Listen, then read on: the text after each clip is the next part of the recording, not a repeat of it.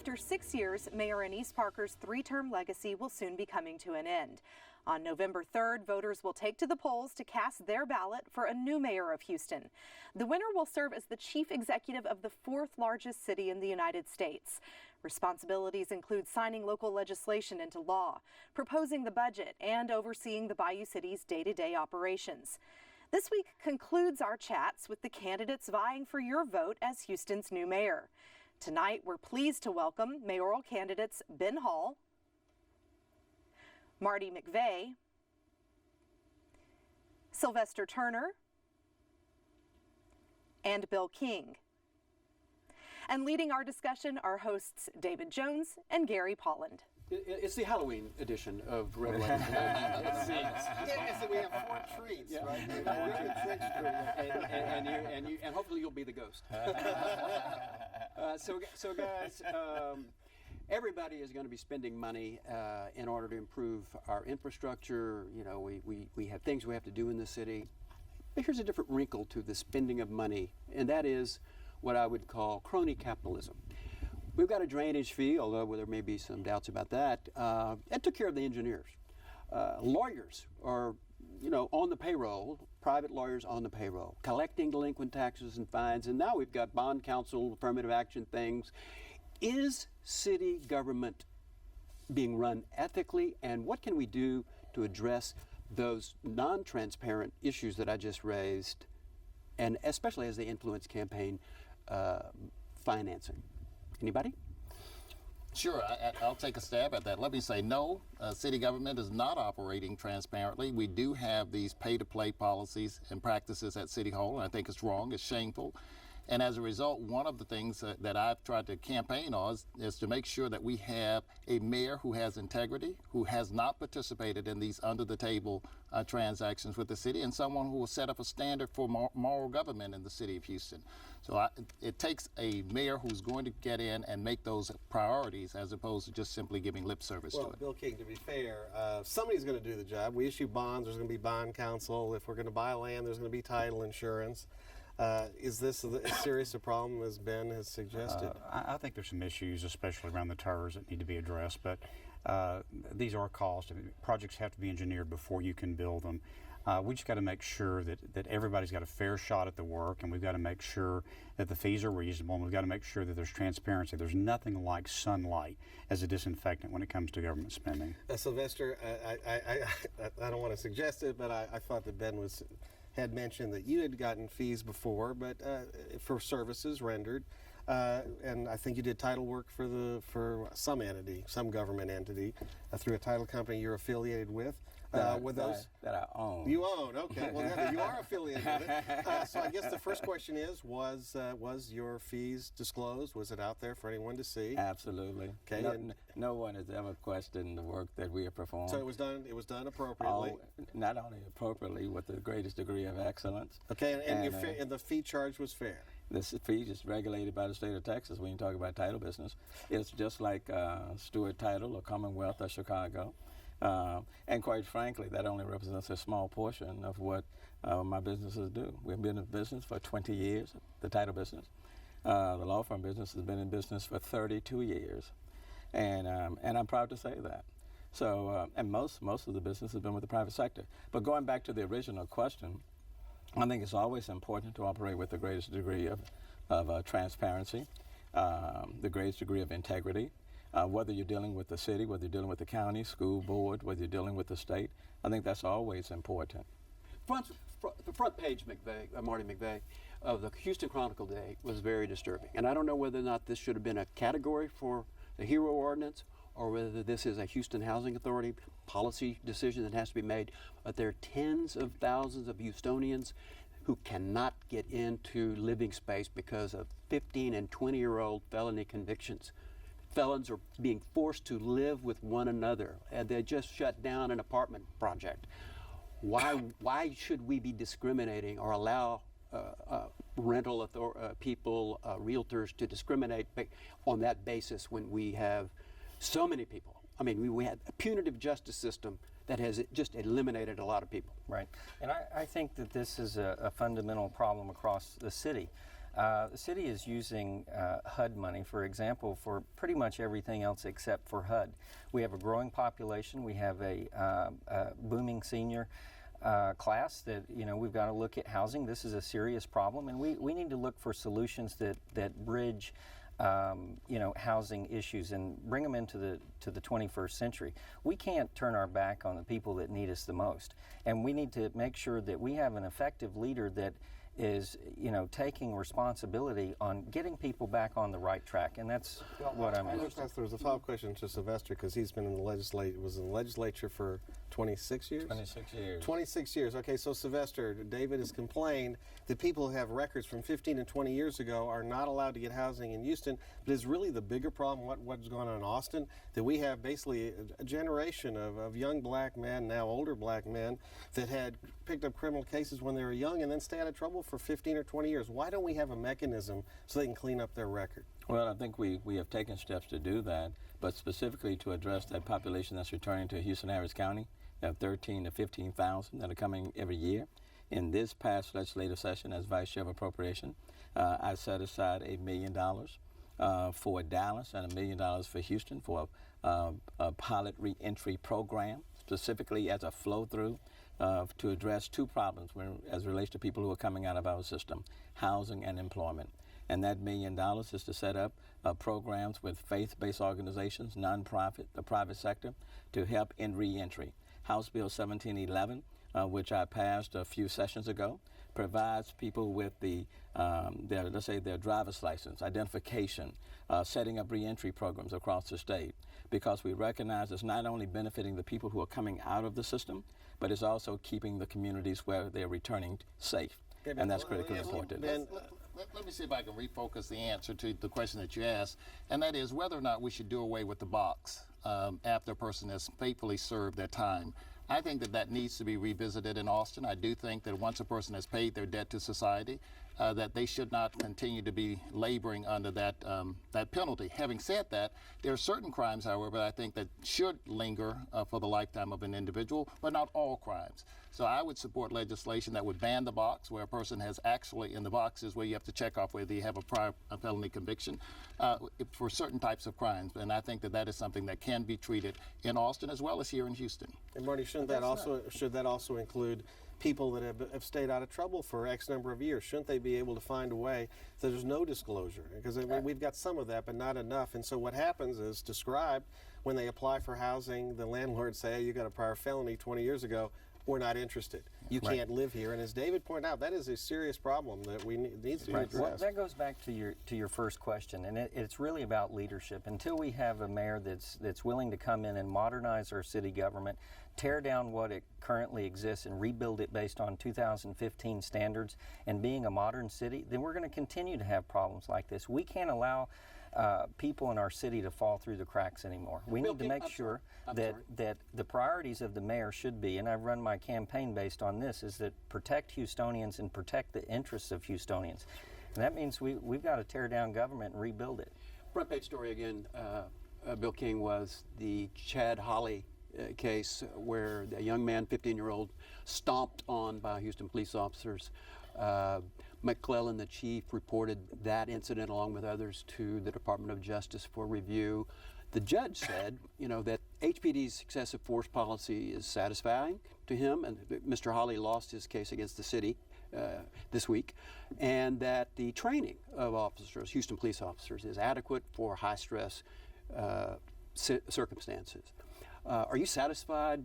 This is not going to be the last black kid that gets kicked around by cops, and you're certainly not the first. Are you satisfied with the performance of HPD in these relationships, community relationships? Well, look, certainly what happened in that case is not appropriate, not acceptable, and you had officers fired as a result of that, which indicates to me that the process is working. Listen, I know this federal judge very well, and he is a deliberate, thoughtful person. And if he concluded that the City of Houston's training programs are adequate, procedures I'd be inclined to believe him. Yeah, I don't know, David. You used to represent the young man. I did. I represented Chad Hawley. And why did you quit his case? Because he persisted in breaking into people's houses, and I just don't represent that kind of individual. But I did think that the force applied was excessive. But what's the understory of that is that Chad Hawley's lawyers settled with the individual officers. So the remaining question only for the judge was whether or not the city of Houston had a policy that actually resulted and was a moving force for this beating, and the city does not. And as a result, I do think that Ewing Werlein, who is the federal judge, made the right call on that case. So let's move on. Let's talk about debt, and tied to that is our pension crisis. Estimates are that we are in debt $3.1 billion if you assume that the pensions are going to grow by 8.5% a year, which I think is fantasy land in the present investment climate. You may disagree. If it's not, if you drop it down to 7, our debt for our pensions is now almost $5 billion. And of course, it's going to basically swallow the entire budget of the city if we don't get a plan going and do something. So I guess we'll start with you, Bill. You have a plan to deal with this crisis? Yeah, first of all, the number is really more like $4 billion, not $3 billion, for a number of reasons we could talk about. But look, we need to do what private industry did 20 or 30 years ago. We need to go to define contribution plans. I'm not in favor of changing the benefits for employees that are already working for us. They've given us their service. We've made a deal. And this is Texas. A deal's a deal. But to continue to make those promises to new employees is irresponsible. It's irresponsible to taxpayers, to the retirees. It's irresponsible to young people coming to work for us, because the truth is we'll never be able to afford those benefits 20 or 30 or 40 years down the road, especially when you're assuming an 8.5% rate of return. That's just not realistic. Okay, so what do we do about the $4 billion we're already in the hole? Well, That's not the future people. Right. That's the people that are already. So that's the legacy cost. And look, you've got two choices. You can either figure out a way to pay that off over a period of time, or you can say we're going to renege on the promises we made to the employees. I'm not in favor of the latter. I think we've got to figure out how to pay that off over a period of time. You know, look, private industry did this 20 or 30 years ago. They offered cash discounts. They refinanced. They pushed it off in the future. As long as our economy stays great, we can afford a $4 billion hit. What we cannot afford is to continue digging this hole deeper in the future. What are we going to do about the 8.5% assumed return? Is that tied to local control? Well, the 8.5% return is just not realistic. It just means that the number is really bigger than $4 billion. Yes. Okay. Mr. Turner, the suspicion is that because the fire and police union endorsements came so early, as never before in Houston history did they go so early as they did for you, that the suspicion that Mr. Betancourt has is that you killed the Murphy bill that would have been a pension reform bill, and thus solicited and won these two critical endorsements. Does that mean you're going to be handicapped in dealing with the pension obligation problems? Well, I think the assumption is totally bogus. I mean, why couldn't people simply have endorsed me because they thought I was the best person? They may very well have. And I think that's what they did. You can tell that to Mr. Betancourt. He's not buying it. So, well, let's let him finish his thoughts. But the reality is that you have an aging labor force for the city of Houston. 10 years ago, for municipal employees, for every retiree, you had 3 active employees. Now the ratio is 1 to 1. That invariably will drive up your costs on the back end. The same thing with police and fire. The ratio is much, much smaller. Fewer active employees to retirees. You have to reduce the annual obligated payments. You have to start paying down on the unfunded liability. But I would say to you that you're not going to get that done until you engage in comprehensive finance reform for the city of Houston. You cannot balance the city's books on the backs of working men and working women, and I stand firmly by that. You still have a debt service that's going to spike in 2018. You have the TERS that take $130 million from the general fund every single year. You have a revenue cap that's in place that is not imposed on the county, and the county does not want it. The state of Texas, under the most conservative leadership, does not have the same revenue cap as what the city of Houston has. And you would repeal the revenue cap? I would modify it in 1 or 2 ways. Either to pay for law enforcement. We need 540 additional police officers over a 5-year period, and I would modify it, or to pay down on the debt. The reality is that as long as we're only talking about pension reform, and we refuse to talk about comprehensive finance reform, you're trying to pick winners and losers, and you end up getting nothing. And a follow-up question, and we'll move down the row. Sure. You're the only major candidate who's refused to take the pledge to push for local control of our pensions in Austin. Is that true, or did you change your mind? No, I'm not signing that. I've been in the legislature for 26 years. That is rhetorical gamesmanship, politicalship. That is not about getting anything substantively done. and I refuse to play those type of games. The reality Bill is, King's since, got an answer for the that, reality too. is since 1993, there has never been a change to the local system without the locals, the mayor, the city council, and the local stakeholders bringing their proposed changes to Austin and Austin ratifying That's these true, changes. and the concern, and that goes back to what David said, the concern, Sylvester, is because of the support you have, you, as mayor, you will not be able to make that decision. But you can't. Well, if that's the case, you have police, fire, municipal workers. You have the Houston Chronicle. You have the Jewish Herald Voice. All of them are supporting me. Why did they come on board? Maybe they don't care about pensions. Marty, how about you? You support local control. Why did you take the pledge? Well, I do support local control. I think it's unreasonable for What is an local- employer Can you tell us not what that means, being local able control? to, you know, That's we're the able to negotiate with our employees. I mean, that's what it comes down to. We have to have a global settlement here, and we have to bond this debt, move forward, keep the old employees in the old pension system, get a new pension system that is sustainable, because the one that was penned years ago, it was dead on arrival. It was never sustainable. So we have to move forward. At the same time, we need local control. Let me finish. And we need to ask the governor for a special session on this to Bill have King a global says, settlement. Mr. Hall, Bill King says that we need a charter amendment to change it, and that's his solution. He doesn't want the city council running anything, Yeah. and I can certainly understand that. Well, what do you think? I think you have asked the most pressing question, David, when you said, what does local control mean? And just to clarify the record, because there is some false narrative out there that I did not sign the pledge. I did sign the pledge for local control. But what does that mean? It does not mean just simply that we have local negotiation, but also that we have the control over the forecast also of the revenue that's going to be needed. Right now, that is deposited with the pension board. We also need control over that for the forecasted cost. And this is important because the city's represented, the elected officials, need to have some way of budgeting the cost of pension over time. So local control is not simply giving us the power to make a decision, but also to control how we're going to pay for the pensions. I just wanted to just throw out, as you probably know, the 8.5% that the agencies did, the city didn't have any say-so on, is the highest rate of return for a municipal pension plan in the country. Yes, but what non-sustainable. What it does do is gives us false confidence that we're going to be able to catch this up. But if the reality were really shown, obviously we're in a greater hole than we. So hopefully, right now. Sylvester, if you're mayor, you will take that away from them. But what people refuse to talk about, which is very important, you have 5,300 police officers in the city of Houston right now. You have fewer police officers today than what you had 10 years ago. Roughly 1,900 of them are eligible to retire right now.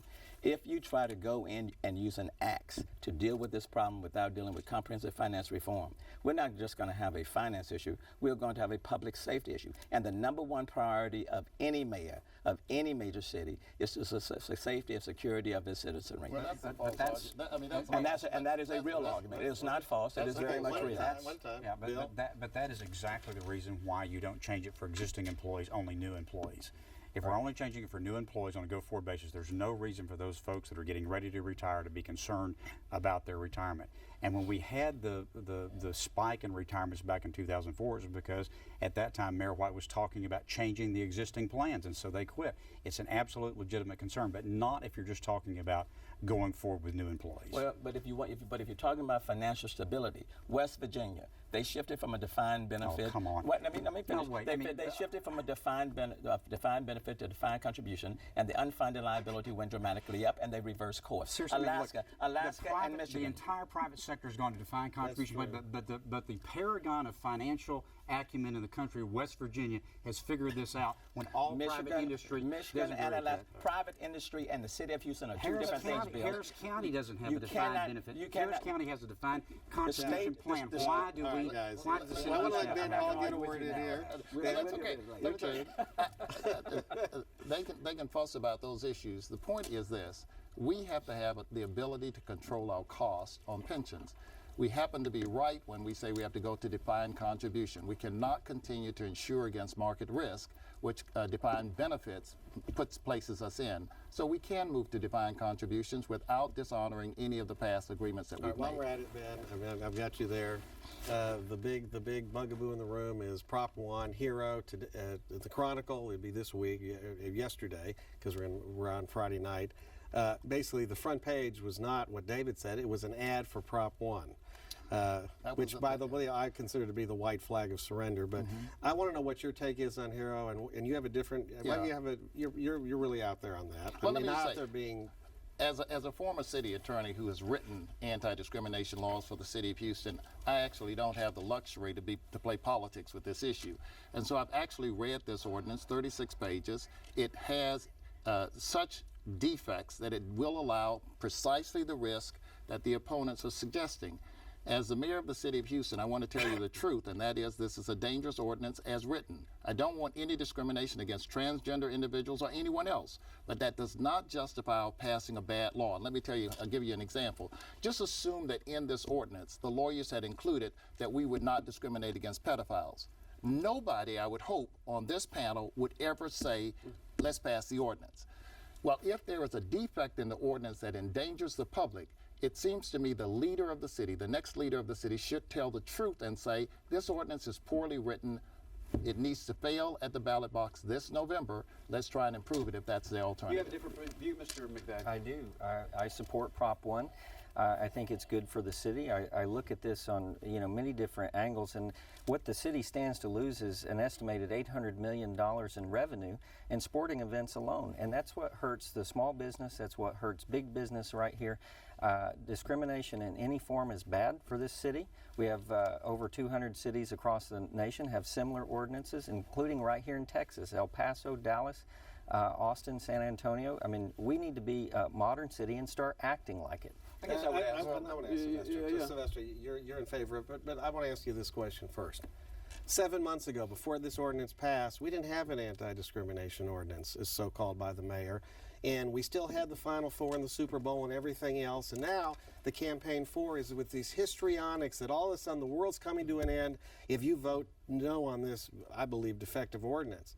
Don't you think this is really out of bounds campaigning by the pro-forces? Absolutely not, because discrimination in any form, especially when it's based on group dynamics, is wrong. And the Greater Houston Partnership supports it, and they are concerned about the message that we are sending forth. The ordinance doesn't just cover one group, it covers 15 different groups. It covers 15. And people, it is amazing to me why people do not want to talk about the other 14 groups. Yeah, let's let Bill amazing King, to me. Bill, you said to the Chronicle that this was unnecessarily divisive, this ordinance. So my question to you and everyone else is, when has the struggle for civil rights been anything else other than uncivil By the way, and you don't difficult? have to accept his premise. The, in this question, well, by the way. the abolitionists, Thank you. the I've made that abolitionists, objection in court before. the abolitionists created. Here's my problem. My frustration is the fact that we're talking about this. During the time the ordinance was in place, we had 11 complaints, 5 of which were ruled to be without merit. Okay. While we're talking here today, there would be more robberies, burglaries, and rapes committed in the city of Houston than the entire complaints filed under this ordinance. 600 rapes last year unsolved in the city. If we want to talk about a public safety issue, why aren't we talking about the 600 rape victims that got no justice?